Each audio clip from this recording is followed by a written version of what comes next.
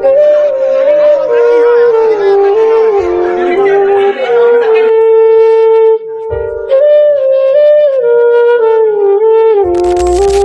থেকে নাটকীয় গ্রেফতার, রিমান্ড, তারপর জামিন না মঞ্জুর হওয়া কারাদণ্ড পাওয়া কন্টেন্ট ক্রিয়েটর তৌহিদ আফ্রিদি এখন যেন টক অফ দ্য টাউনে পরিণত হয়েছে। শনিবার তাকে আদালতে তোলা হলে কাঠগড়ায় দাঁড়িয়ে মা, বোন ও স্ত্রীকে দেখে অজরেই কেঁদে ফেললেন তৌহিদ আফ্রিদি। ভাঙা গলায় জানিয়েছেন ডিবির কাছে যেতে তার অনেক ভয়, তাই জামিনের চেষ্টা করেছিলেন পরিবারের সদস্যরা।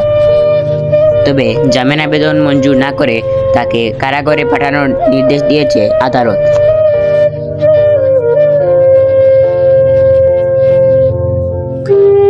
গত বছরের জুলাই আন্দোলনের হত্যা মামলায় বর্তমানে কন্টেন্ট ক্রিয়েটর তৌহিদ আফ্রিদিকে আদালতে হাজির করা হয়েছিল।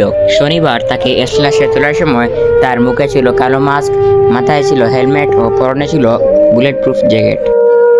বিচারক এজলাসে তোলার সময় তার মা, স্ত্রী ও বোনকে দেখে তার অজরে কান্না চলে আসে। সঙ্গে তার পরিবারের সদস্যরাও এ সময় আবেগে ভেঙে পড়ে। এ সময় তার প্রিয় খাবার আনলেও তাকে খাওয়ানোর কোনো অনুমতি মিলেনি।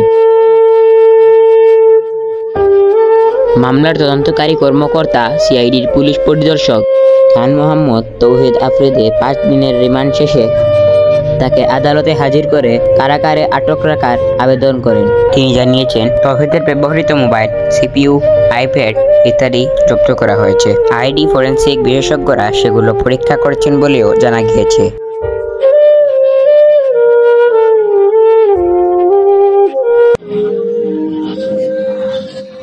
এমনকি তাকে রিমান্ডে নিয়ে জিজ্ঞাসা করার সময়ও অনেক গুরুত্বপূর্ণ তথ্য মিলেছে, যা এখন তদন্ত করা হচ্ছে।